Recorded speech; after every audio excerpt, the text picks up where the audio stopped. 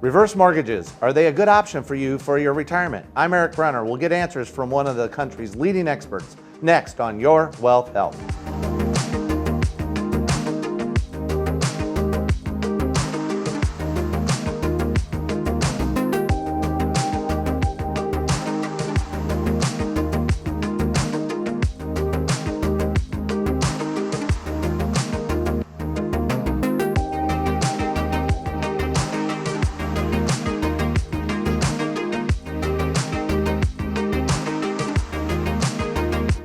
Welcome to another episode of Your Wealth Health. I'm Erik Brenner, president and founder of Hilltop Wealth Solutions, and thanks for joining me today.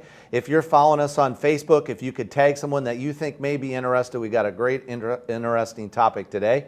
And if you're following us or listening to us online, thank you for that. With me today in the studio, we are continuing to practice social distancing as Matt Aurenz, and he's way over on my right-hand side. So Matt, thanks for joining me today.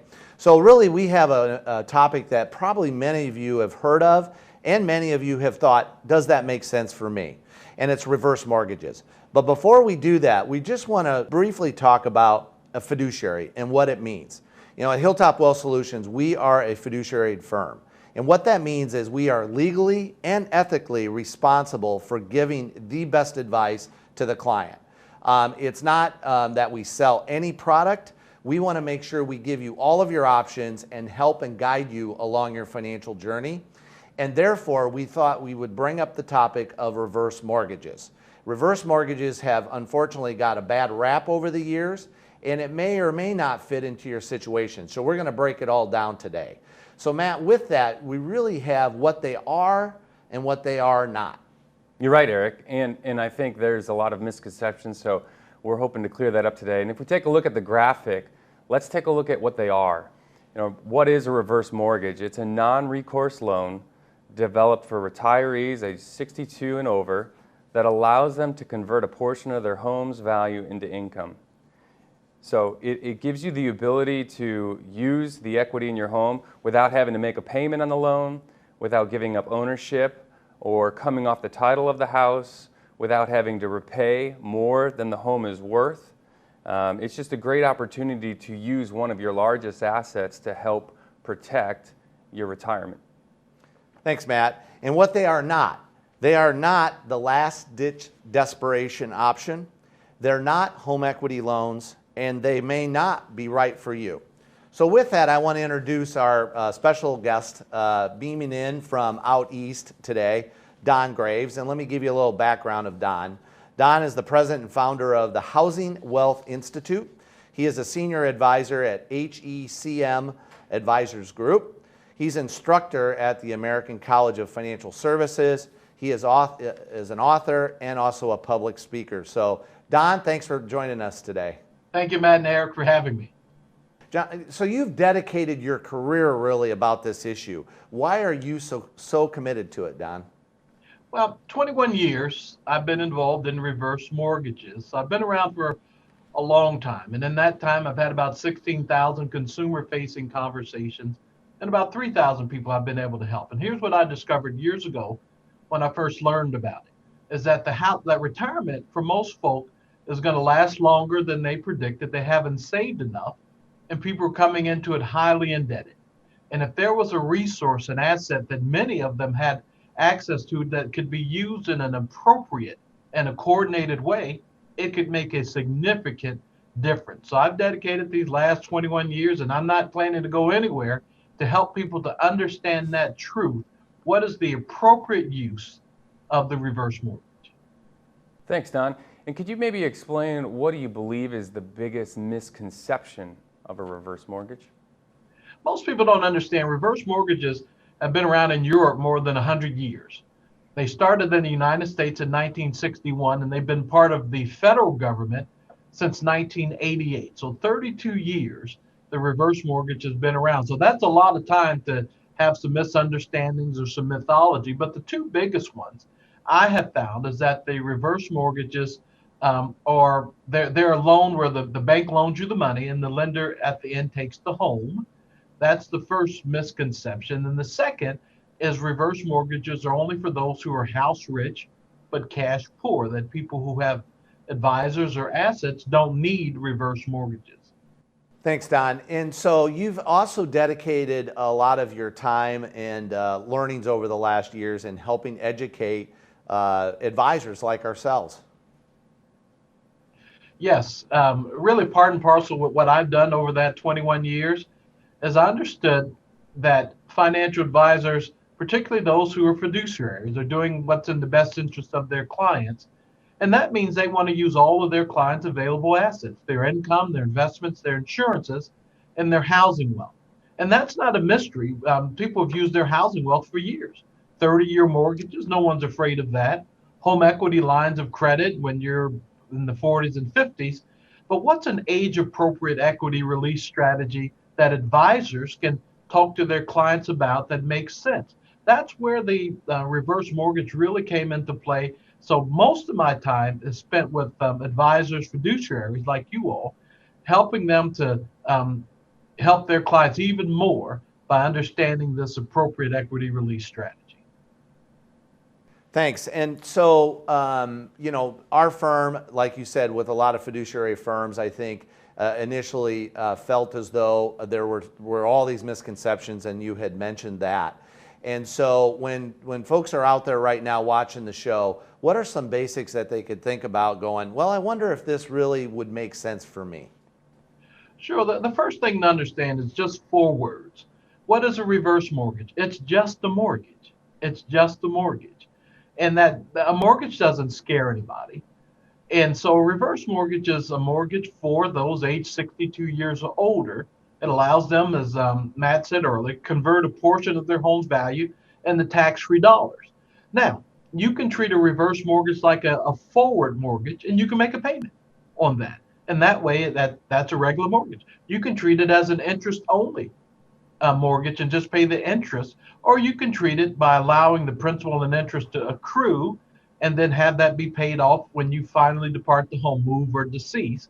And that's what is traditionally called a reverse mortgage. But all 3 of those apply. So a reverse mortgage is just a mortgage for retirees with a payment option you can choose. And that opens the door to a lot of planning opportunities. Great. Thanks, Don. Well, so we're going to get into the details. We're actually going to do a case. And with Don, we're going to walk through that specific case, and maybe you'll have a similar situation, because what we want to do on Your Wealth Health is we want to try to connect the dots and determine whether or not there's a fit for you. So when we return, we'll talk about the case, we'll talk more to Don, and we'll get more of your questions answered. Stay tuned. Well, Rick's Auto Body means to me, so I just believe that we all have God-given talents and we have a God-given purpose in life, and I believe mine is problem solving. So I use collision repair as just a way to fulfill my purpose in life. So Rick's Auto Body to me is something that my dad gave me as a good start, and I took it and we're building from there. But the purpose of it is to help people and to solve their problems and to be a servant in the community. Our family has been in collision repair for 47 years, and now we've expanded to 2 locations, one in Mishawaka, one in South Bend, both with the same core values of repairing vehicles and putting people first. And this facility here in Mishawaka gives us that extra room that we can really get the higher trucks in, and we can do collision repair to the higher trucks. So if you want to have more information, you can call or text my cell phone, 574-532-0658, or you can go to ricksautobodysshop.com.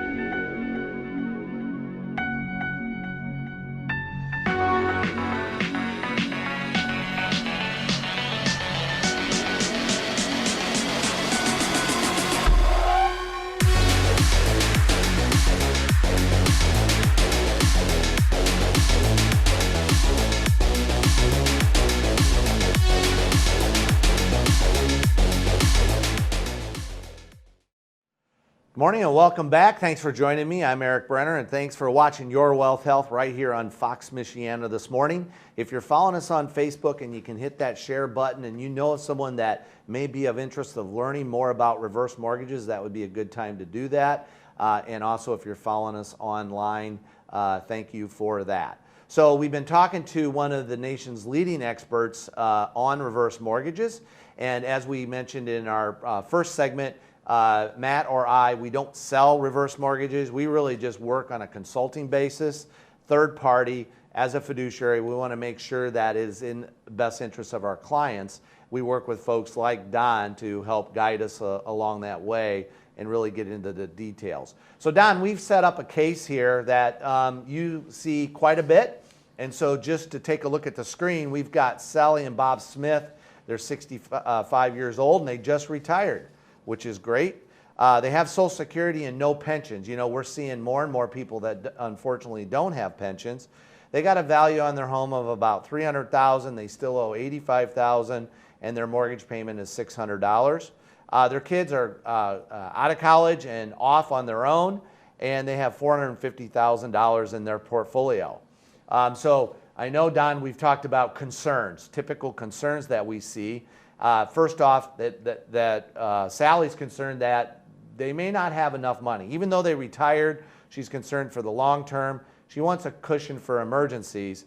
And Bob's concerned about playing as much golf as he can. So I feel for Bob.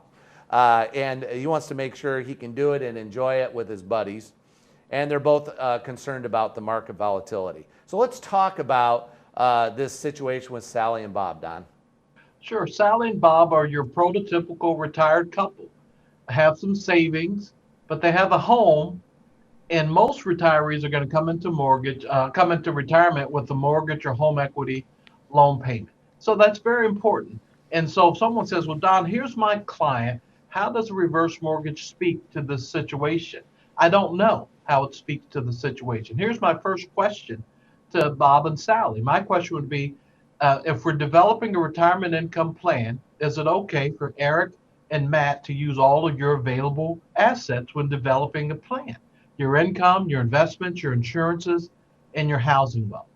And most clients will say, yes, I want all of that to be used when developing a plan. That's critically important because you don't want anything omitted.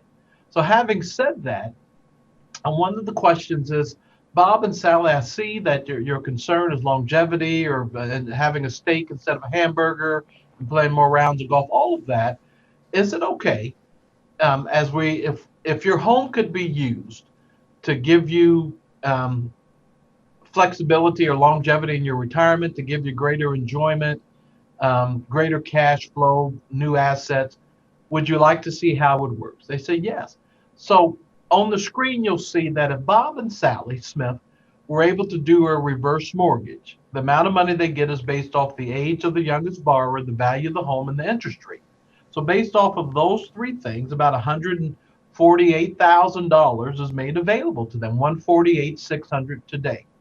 A reverse mortgage must be a first mortgage. So we're going to pay off their $85,000 mortgage, and then we're going to leave them with about $63,600. So you may see that on the screen. So two things have happened, Erik and Matt. We've eliminated their mandatory monthly mortgage payment of $600 a month. So if we just pause right there, I would ask them the question, Bob and Sally, what can you now do in retirement, or what type of things could you accomplish not having to make a $600 a month payment? Well, Bob is going to say, I can play a few more rounds of golf. Sally's going to say, we can reduce the amount of money we're drawing out from our savings, and that's going to make them last longer. So we've addressed some of their concerns just by eliminating a monthly mortgage payment. But they also have $63,600 remaining in the reverse mortgage in the form of a line of credit. Here's what most people don't know. That line of credit on the reverse mortgage has a built-in guaranteed minimum growth factor. It cannot be frozen, canceled, capped, or reduced as long as the client is meeting the responsibilities of the program. So that's growing at somewhere between 4 to 5%, which means that $63,000 by the time they're 85, it's grown to nearly $128,000. So let me pause right there. Just that scenario of eliminating a monthly mortgage payment, which 50 to 68% of retirees are going to come into retirement, they're going to have, that opens up significant doors and planning opportunities and options that they may not have had. When you and Eric, when you and Matt see something like that, what other discussions do you think you could have with clients who are getting rid of a $600 a month payment in this scenario? I think one of the first things I think, Don, I appreciate you bringing that up is, one is you eliminate that mortgage payment that you've been used to free up the cash flow. And then second is now you have a pool of assets that you didn't have before that you can use. And so then it begins to start developing what are the other goals that you're working on? What are the other things that you want to try to accomplish? In this scenario, you've got some kids out of college that one day will probably have some grandkids. And what does that look like? And so you begin to develop the next generation of goals.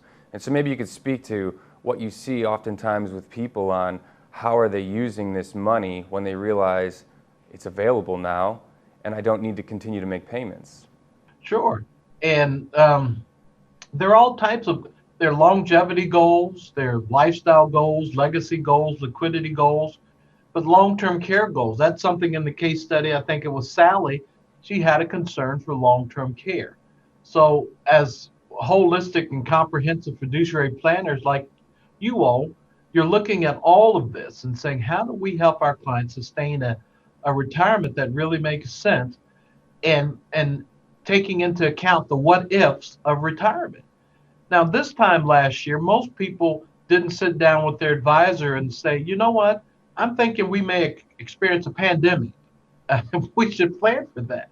Nobody thought that, but now it's on everybody's mind, and particularly this concern of long-term care. Because I know you all are in Indiana and I'm in Pennsylvania, but regardless of where you live, the people most affected by the coronavirus were those of a certain age, and the subset that was really affected were those who were in some sort of long-term care facility. So what's top of mind for a lot of people watching today is, will I have enough assets or resources to maybe keep me out of a situation like that I can age in place if I needed care? That was Sally's concern. Let me talk about one way to address that for clients who may say, Don, I have a monthly mortgage payment, but it's not a burden to me.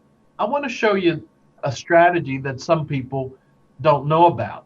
There's a slide, but the question I would ask, Eric, is I usually say, what would retirement be like if you didn't have to make a monthly loan payment? And sometimes people say, it's okay, I don't mind making a payment. So Matt, here's then what I say. I said, well, Bob and Sally, since you're already making a payment, if you had a choice in retirement, would you rather that payment be mandatory or voluntary? Well, 10 out of 10 times people say voluntary. And I said, would you like to see how it works? Now look at the graphic on the screen. We're going to take the same thing that we showed earlier. Bob and Sally get a reverse mortgage, but they continue to make a $600 a month payment.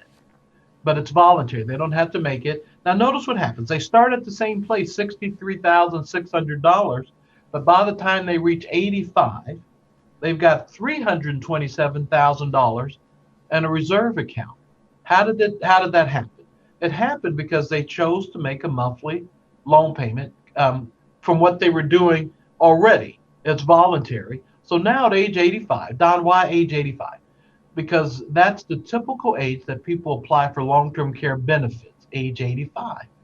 So on the screen, you'll notice that they not only have a line of credit of $327,000, over in that third column, if they want to use the money for 5 years, because we want to keep one of them at home, it's nearly $6,000 a month that they could use that line of credit for home care. And that was one of Sally's concerns, right? So you can structure that payment whatever you want. Here's the question. There are so many things. There are 42 strategies, financial planning strategies, where reverse mortgages work with investments, insurances, and income that can change retirement. We're just raising a few questions to say, did you know that you could make a payment and create this big fund? When you all see something like that, Eric and Matt, what are some of the things that you're thinking? Well, yeah, we certainly take a look at the comprehensive view, and this is a way to kind of get equity out of your home that makes sense. And I think, as we talked about in the first segment, often it's gotten a bad rap.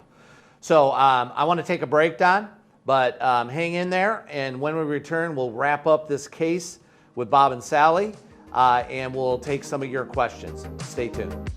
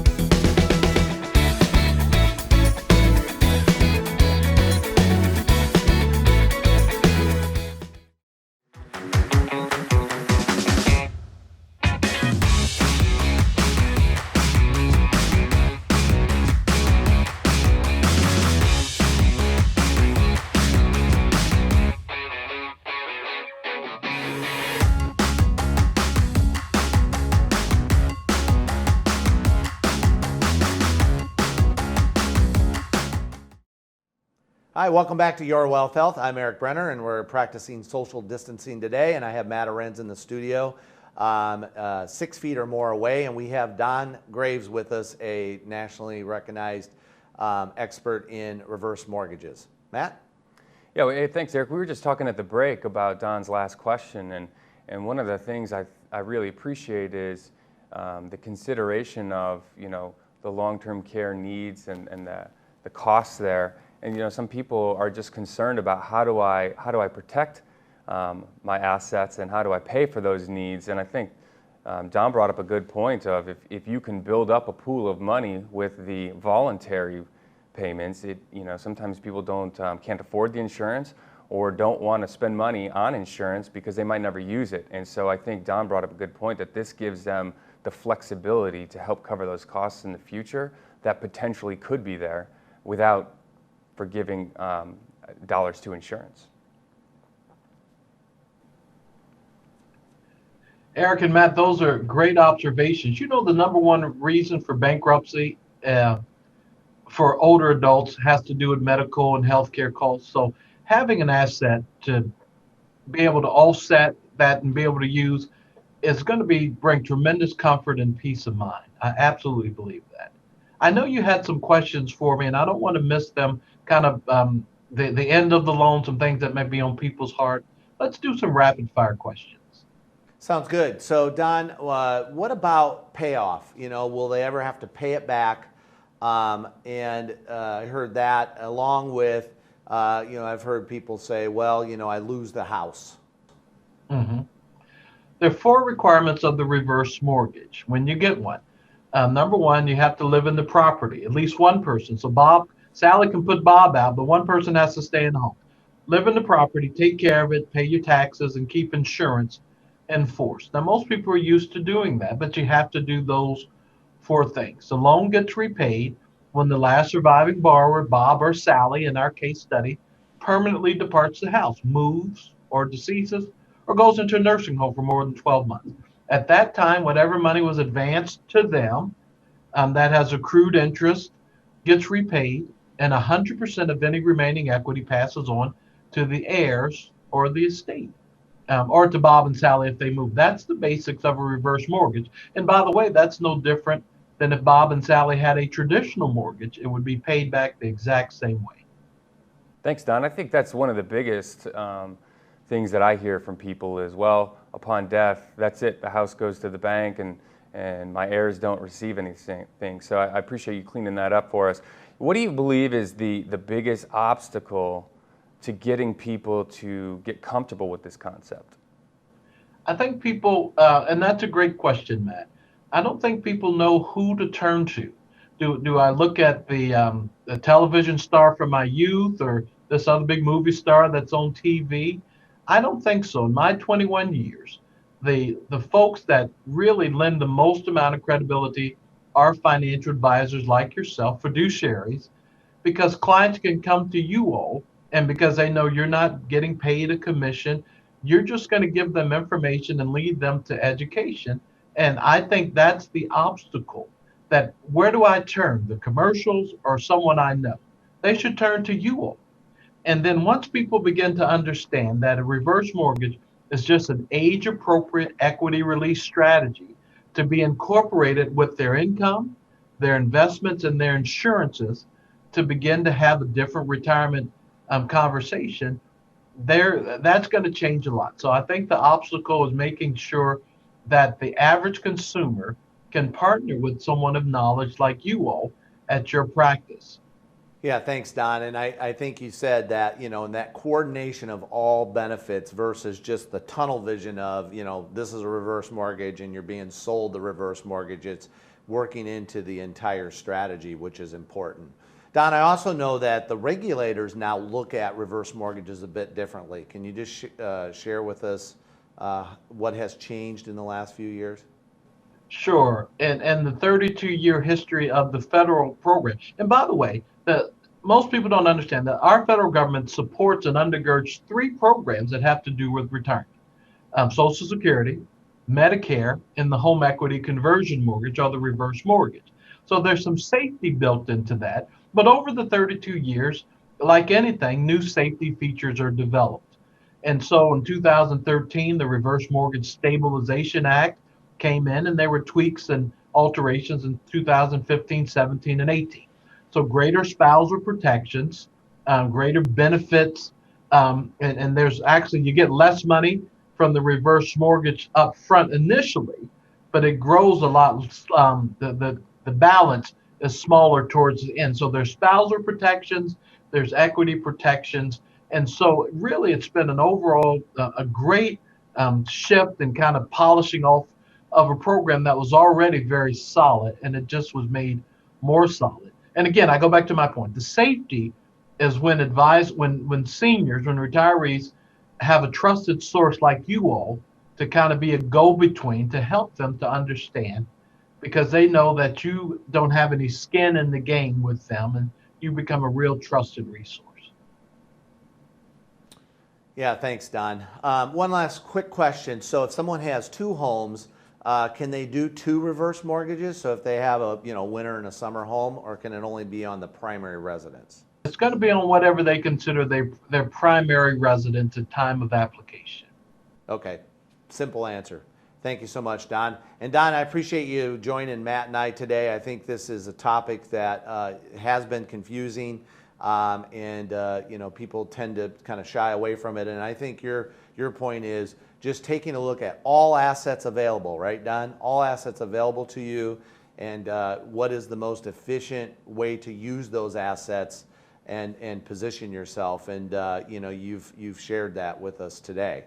If you want to find out more about reverse mortgages and learn more about reverse mortgages, Don has actually written a book that is meant for you, the potential strategies and so forth that Don will walk through. And we are offering that up free to you. So you just need to go to hilltopwealthsolutions.com and you can access your free copy. Also on hilltopwealthsolutions.com, we have a lot of resources, a market volatility resource center. We also offer up free 30-minute consultations, and you can schedule that right on the site, where we can discuss with you more detail about your situation, and we can help guide you and determine whether or not we can actually provide value to you. So with that, I'm going to say goodbye for now. For Matt Aurenz, I'm Erik Brenner. Thank you for watching Your Wealth Health, and we'll see you next time.